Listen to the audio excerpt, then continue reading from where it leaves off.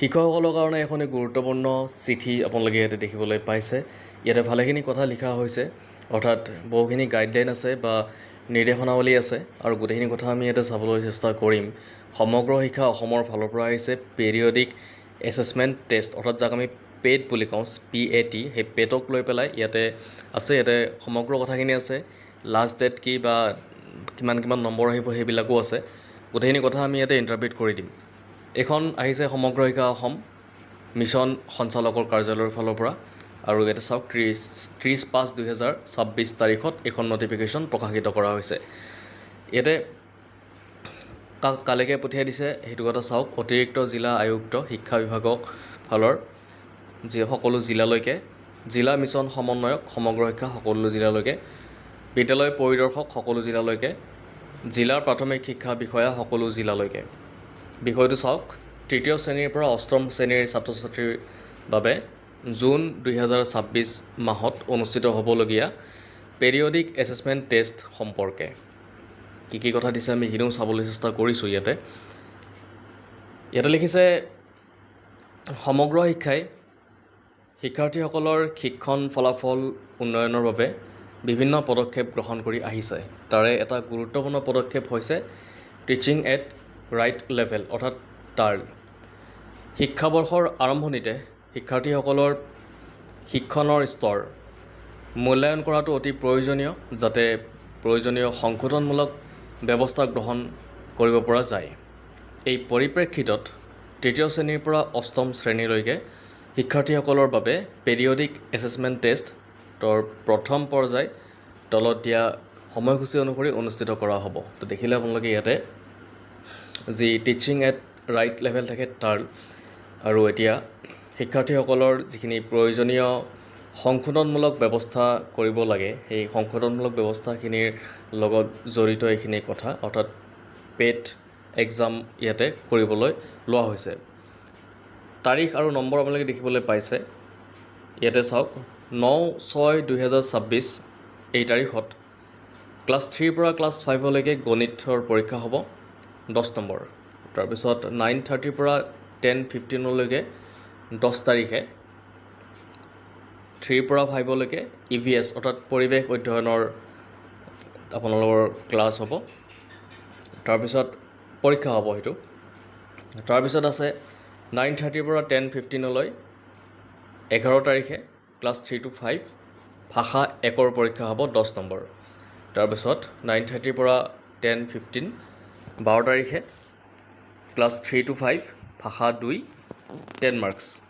তাৰপিছত আকৌ 10:30 পৰা 10:15 9:30 পৰা 10:15 16 তাৰিখ ক্লাছ 6ৰ পৰা ক্লাছ 8লৈ সকলো বিষয় বঙালী আৰু হিন্দী মাধ্যমতো পৰীক্ষা অনুষ্ঠিত হ'ব।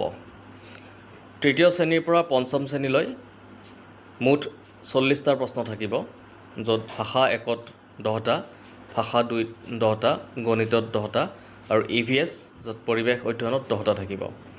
ষষ্ঠ শ্ৰেণীৰ পৰা অষ্টম শ্ৰেণীলৈও 50 নম্বৰ প্ৰশ্ন থাকিব, য'ত ভাষা 1ত 10, ভাষা 2ত 10, বিজ্ঞানত 10, সমাজ বিজ্ঞানত 10, গণিতত 10। প্ৰতিটো শ্ৰেণীৰ বাবে পৰীক্ষাৰ সময়সীমা হ'ব 2 ঘণ্টা, অৰ্থাৎ 120 মিনিট। পেট সুস্থভাৱে অনুষ্ঠিত কৰাৰ বাবে তলত উল্লেখ কৰা কাৰ্যসমূহ সম্পন্ন কৰিব লাগিব। কি সম্পন্ন কৰিব লাগিব ইয়াতে কৈছে, সময়সূচী অনুসৰি একেদিনাই সকলো বিদ্যালয়ত পৰীক্ষা অনুষ্ঠিত হ'ব। সংশ্লিষ্ট বিষয়ৰ শ্ৰেণীৰ শিক্ষকসকলে নিজৰ নিজৰ বিষয়ৰ পেট পৰিচালনা কৰিব। য'ত সুবিধা উপলব্ধ আছে তাত পৰীক্ষাৰ 45 মিনিট পূৰ্বে স্মাৰ্ট ক্লাছৰ ইণ্টাৰেক্টিভ ফ্লেট পেনেল IFP অথবা টেলিক্লাছৰ প্ৰজেক্টৰ স্ক্ৰীণত প্ৰশ্নপত্ৰ প্ৰদৰ্শন কৰা হ'ব। যিকেইখন বিদ্যালয়ত টেলি এডুকেশ্যন বা স্মাৰ্ট ক্লাছৰুমৰ সুবিধা নাই, তাত ক্লাছৰুমৰ এপত প্ৰশ্নপত্ৰ উপলব্ধ থাকিব। শিক্ষকসকলে গুগল প্লে ষ্ট'ৰৰ পৰা ক্লাছৰুম এপ ডাউনলোড কৰি মোবাইল বা টেবলেটত ব্যৱহাৰ কৰিব পাৰিব, আৰু বিষয়ভিত্তিক 10টা প্ৰশ্ন ব্লেক বৰ্ডত লিখি শিক্ষাৰ্থীসকলক দিব লাগিব। শিক্ষাৰ্থীসকলে নিজৰ শ্ৰেণীৰ উত্তৰ বহীত উত্তৰ লিখিব। শিক্ষকসকলে প্ৰতিজন শিক্ষাৰ্থীৰ উত্তৰ মূল্যায়ন কৰি সঠিক উত্তৰৰ বিপৰীতে নম্বৰ দিব আৰু সেই তথ্য পেট চাটবোৰ্ডত অন্তৰ্ভুক্ত কৰিব। পেট চাটবোৰ্ড সম্পৰ্কে জিলা পৰ্যায়ৰ বিষয়াসকল, জিলা পৰিদৰ্শক, DWO, DPO, district programmer, BWO, BRP আৰু ব্লক MIS কোঅৰ্ডিনেটৰসকলৰ বাবে এক সংক্ষিপ্ত প্ৰশিক্ষণ 4 জুন 2026 তাৰিখে অনুষ্ঠিত হ'ব। লিংক হোৱাটছআপ গ্ৰুপত প্ৰেৰণ কৰা হ'ব। সকলো CRCCৰ বাবে পেট চাটবোৰ্ড সম্পৰ্কীয় সংক্ষিপ্ত প্ৰশিক্ষণ 5 জুন 2026 তাৰিখে অনুষ্ঠিত হ'ব। লিংক হোৱাটছআপ গ্ৰুপত শ্বেয়াৰ কৰা হ'ব। চাটবোৰ্ড ব্যৱহাৰ কৰি তথ্য জমা দিয়াৰ বিষয়ে শিক্ষকসকলৰ প্ৰশিক্ষণ 6 জুন 2026 তাৰিখে বিভিন্ন বেচত অনলাইন ইউটিউব লিংকৰ জৰিয়তে অনুষ্ঠিত হ'ব। লগতে ভিডিঅ' টিউটৰিয়েল আৰু ইউজাৰ মেনুৱেল প্ৰদান কৰা হ'ব।